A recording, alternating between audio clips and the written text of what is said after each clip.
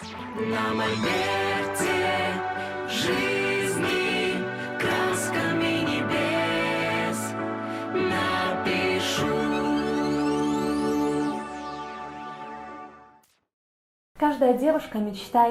Every girl dreams of a wonderful family, of a loving husband, and happy children.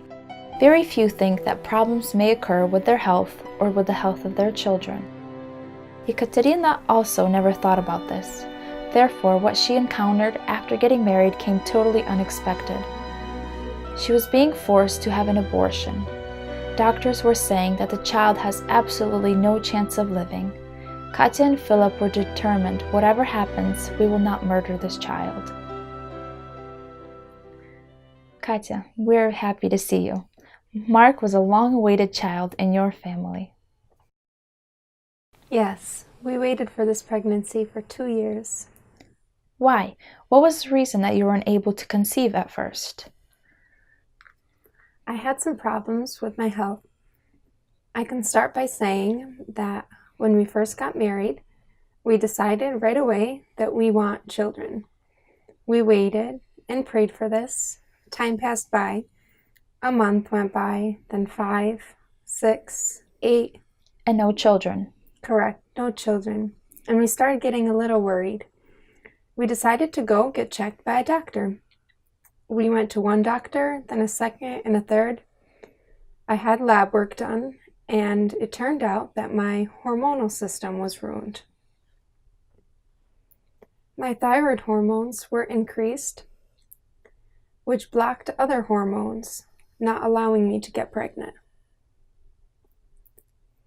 They prescribed me medications, which they said I would have to take for the rest of my life if I ever want to get pregnant. These medications suppressed my high thyroid hormone levels and gave me at least some possibility that pregnancy could occur.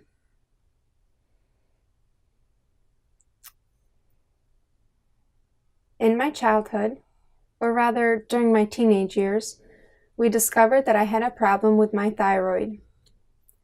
And because of this, our only option was hormonal therapy. So, of course, I took the medications, and they did help. But they had an influence on the female reproductive system, especially since I was just going through puberty. When I got married, me and Philip, we wanted children.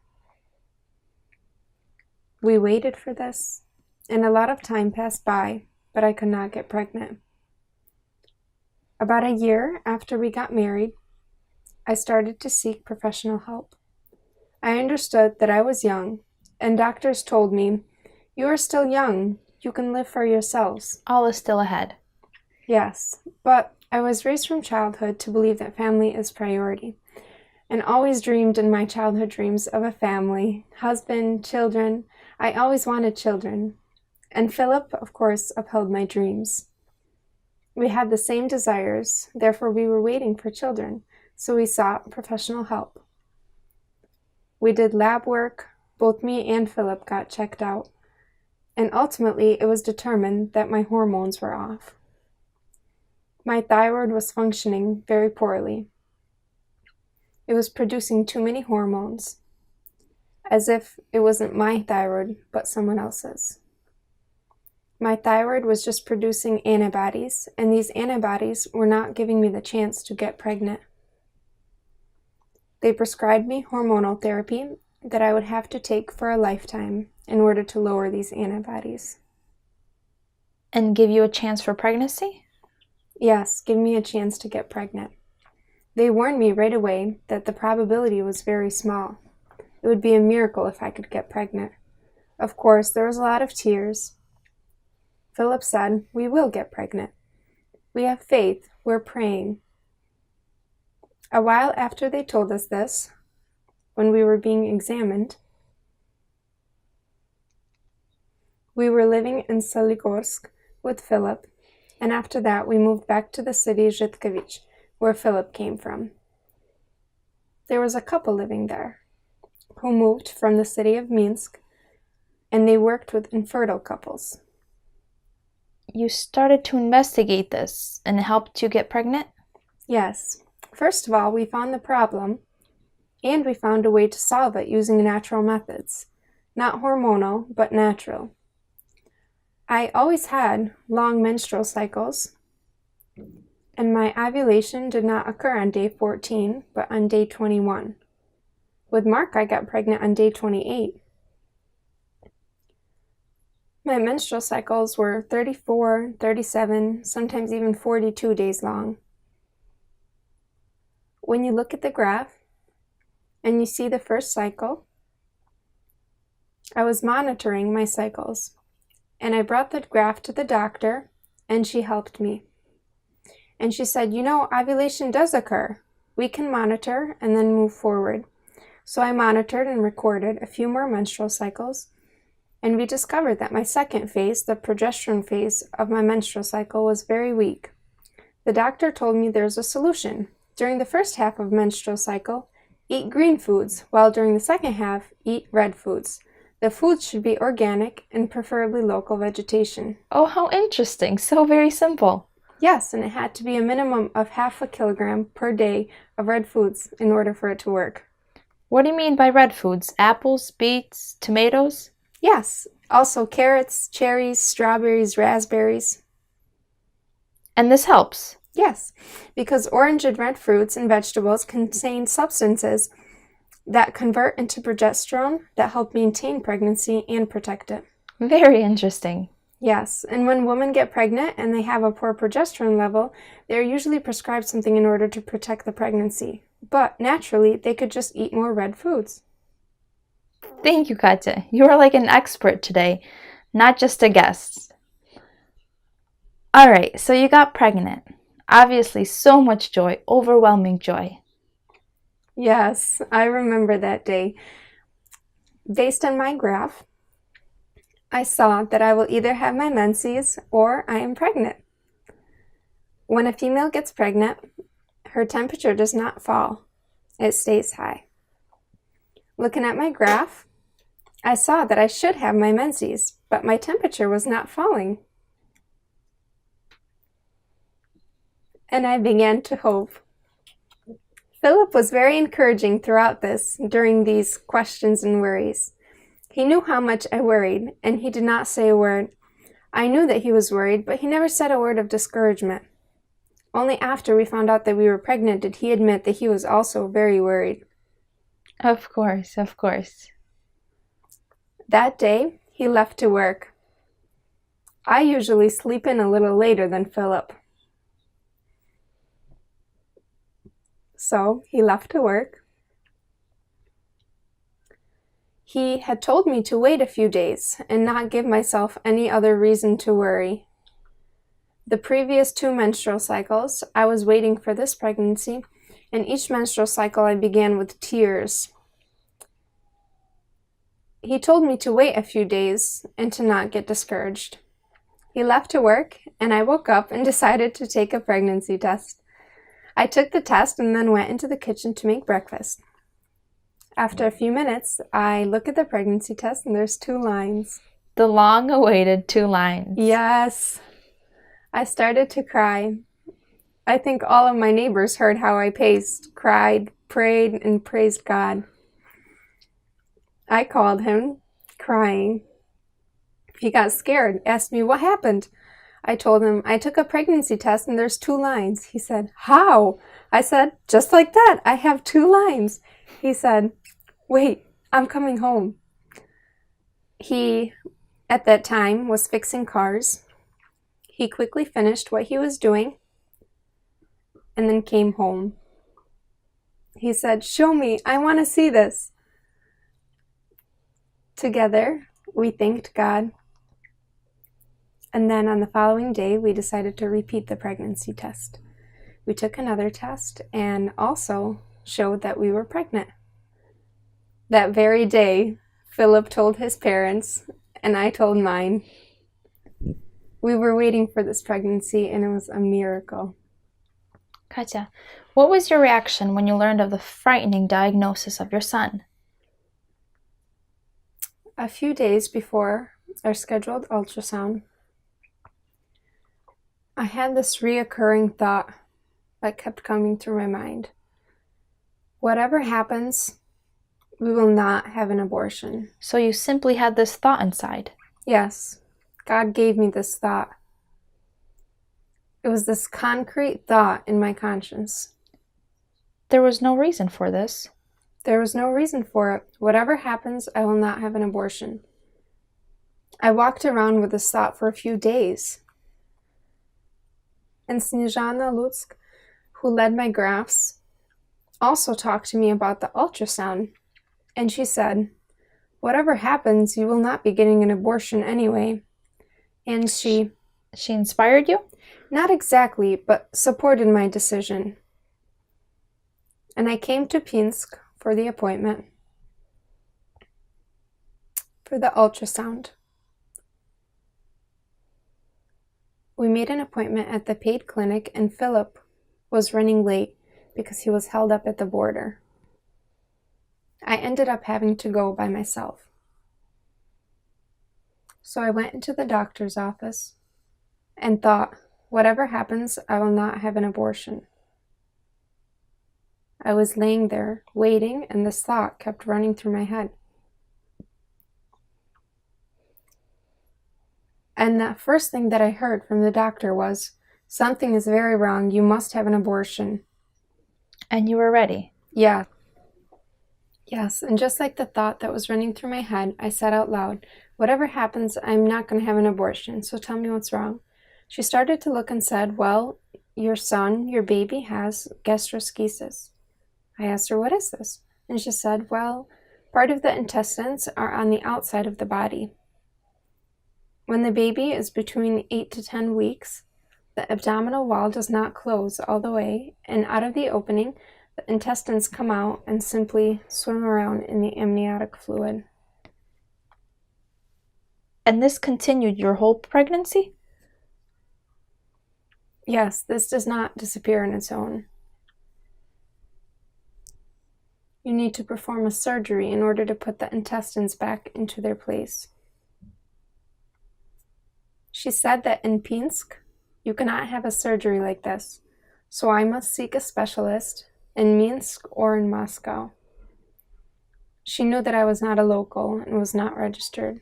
At that time, you were a citizen in America? Yes, I lived in America, but we were trying to get a visa to America for Philip at the time.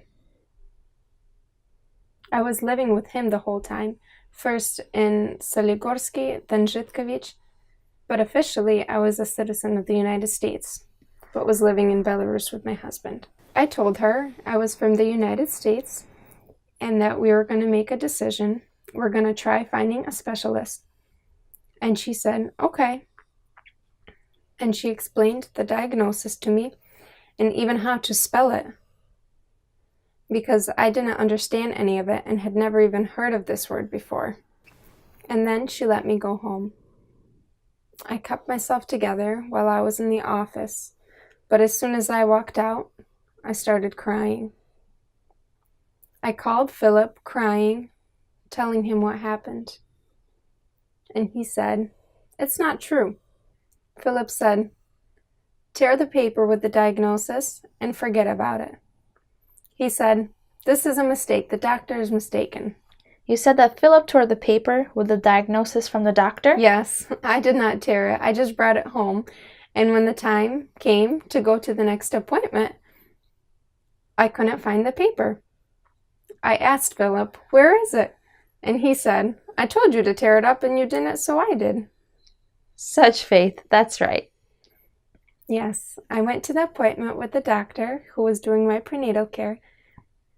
She forgot that she had written me the paper with the diagnosis, and she wrote it all over again. And we did an ultrasound at the OBGYN center in Gomel. We came to the center when I was almost 23 weeks along. We knew about the diagnosis that they presumed the baby had, and we came right during the change of shifts between doctors. I walked in. Philip was asked to leave the room. I lay down on the table. He was not allowed to be present during the ultrasound. One doctor was looking and said, "You know that your child has gastroschisis?" And I said, "Yes." She said, "You know and you still haven't had an abortion yet?" I said, "No, I haven't." And she said, "You understand that your child will die. He will live for 2 to 3 days maximum. Will it be pleasant for you to bury your child after carrying him to full term?" I replied, "I will not kill my child with my own hands. If it is God's will for this to happen, then he will die and we will bury him.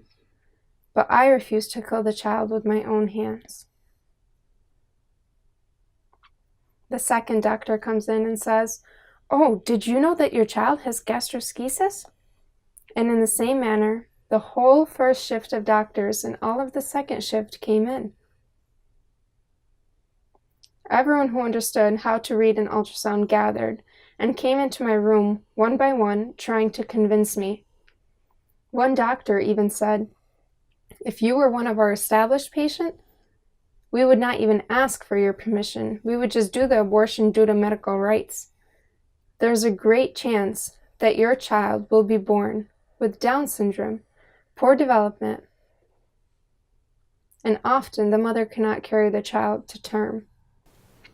And she said, "It's more problems for us and for you, and it's not even a fact that your child will be born alive." What was your reaction? I turned away and started crying right there on the bed. There was 8 grown women coming in and telling me, "Abort, abort, abort." What are you thinking? You're young. You're only 22. You'll still be able to have children. And Philip was not with you at this time. Yes, Philip was not near because they asked him to step out of the office. And I was just laying there, tears rolling down. I didn't even wipe them. My eyes were all cloudy, and I just listened as one after another were telling me to abort, abort, abort. I told them that we are not having an abortion. She said, "Okay, let's call your husband. Maybe he can talk some sense into you." So they called Philip, and he said, "Yes, I know, and we are not going to be having an abortion." And she said, "You are all strange." Believers is all. She could see that we weren't going to be changing our minds. So she said, "Okay, well then we are taking off all responsibility off ourselves. You guys can go to a gynecologist." You signed some sort of papers. Yes. That the doctors won't be held responsible. Yes, we came up to the office of the gynecologist and she explained to us one more time, took out an encyclopedia, told us that there weren't any specialists in Belarus who deal with these type of issues, and that at any time something can happen to me. Since we refused the abortion, she had us sign a paper. We don't have any claims, and that if something were to happen to me or the child, that they wouldn't be at any fault, because we knew about everything and we were warned. So we signed that paper and went home. Of course, there were tears shed on the way home. On the road home, from Gomela to Zhuk, we stopped by to see a prophet. We didn't say what prayer concern we had, what prayer request we had. We just told them that we want to pray, and there was a word from God that He will give strength. He will help us walk through this. And this is so that we can sympathize with others, so that the need that we're praying for, we need to go through it. After visiting this prophet, such hope filled us, peace in our hearts. No matter what anyone said or asked, it didn't affect me. They would say, "Such a diagnosis, how are you living with this?" I would say, "I'm okay, God is helping." It didn't affect me. I understood that inside of me a child is growing. Yes, maybe not everything is okay with him, but inside of me there's life, and God will help me walk through this. He will help us walk through this. You then moved to America, yes?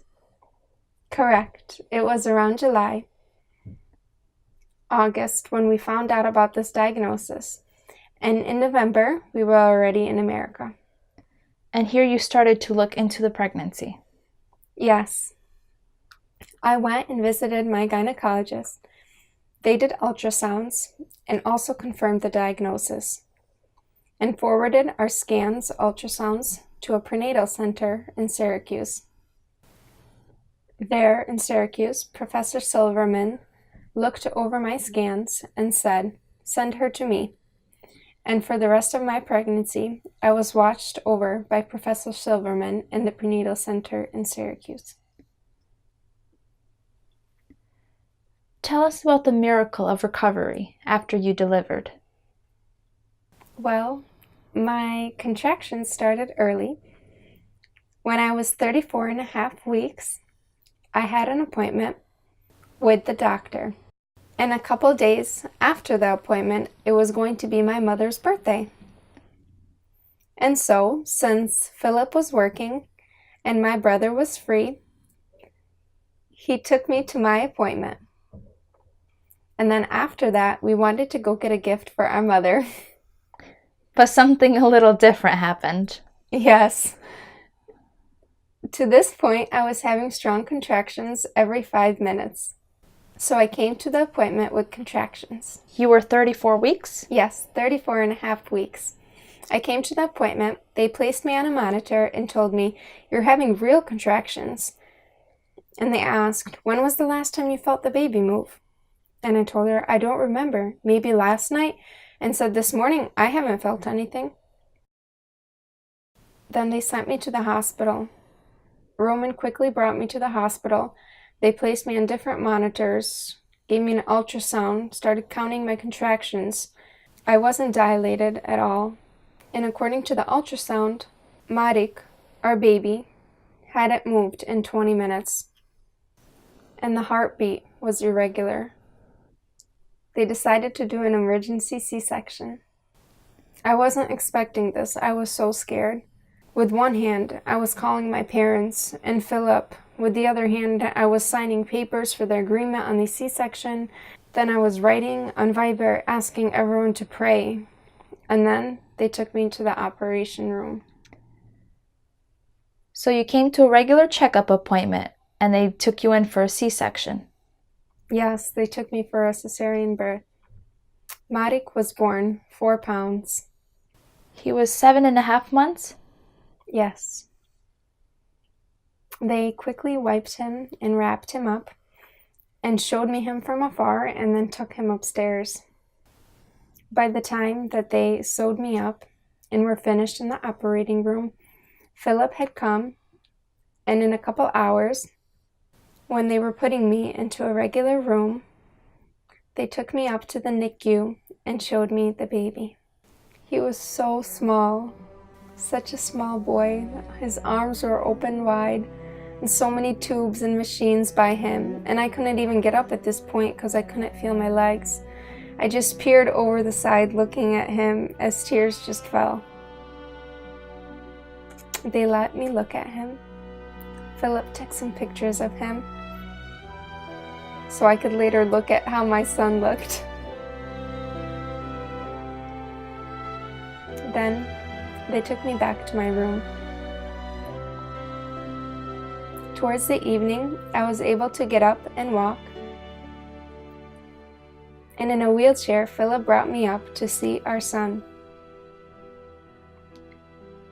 We were able to sit and hold him by his hands.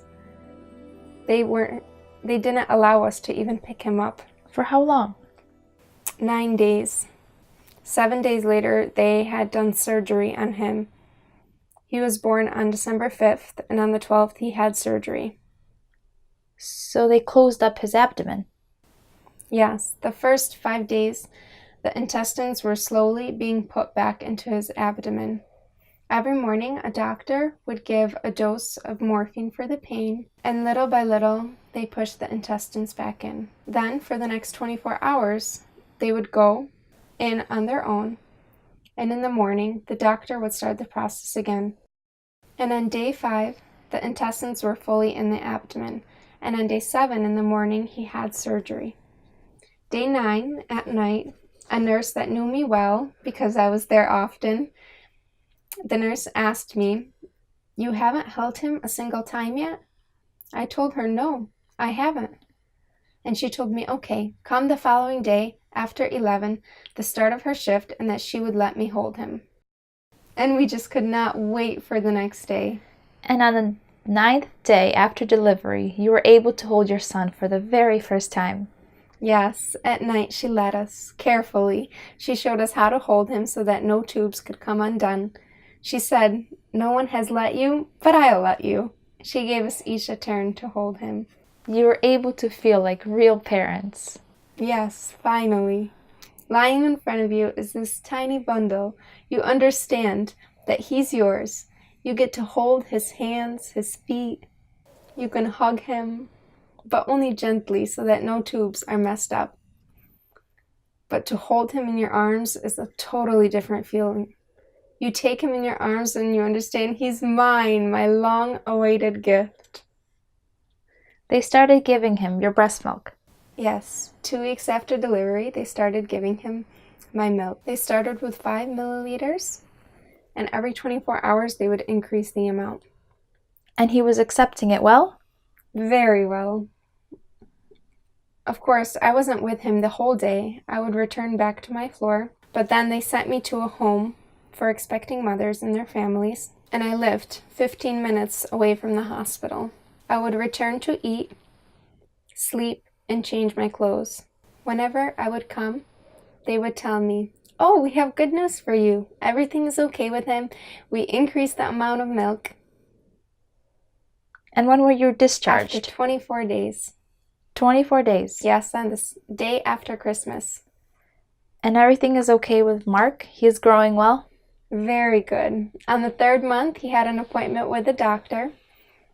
One of the doctors that performed the surgery. She was with her assistant, and they called us in for a checkup. They assessed me and Marek, and the doctor told the assistant, "This is the first time in my medical practice that a baby who was not full term was taken home. 27 days till his due date. He was born at 7.5 months, and with this type of diagnosis, he recovered very quickly. He is 2 now.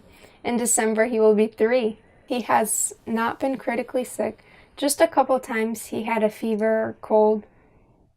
He has never had any problems with his stomach. With anything that he ate, he hasn't had any issues. They warned us that there could be some situations where doctor's help would be needed, but nothing has happened." Praise God. An absolutely healthy baby. Yes, absolutely healthy baby. There's nothing that shows that there was once any problems. He just has one scar right by his belly button, but other than that, there's nothing that reminds us of what once was. Praise God. Yes, praise God. We look at this and we continue to thank God because it was a great mercy and miracle in our life. Amen. Katya, what could you tell the women, the families that are going through similar situations, who maybe have doctors telling them that you need to have an abortion, you have a sick child, or you just won't be able to handle this? I would tell them to put your faith in God. Tell God whatever is on your heart and say, "God, please help me go through this. I knew how I was supposed to act, but Lord, give me strength to go through this. Give me faith, give me confidence, give me peace to accept this."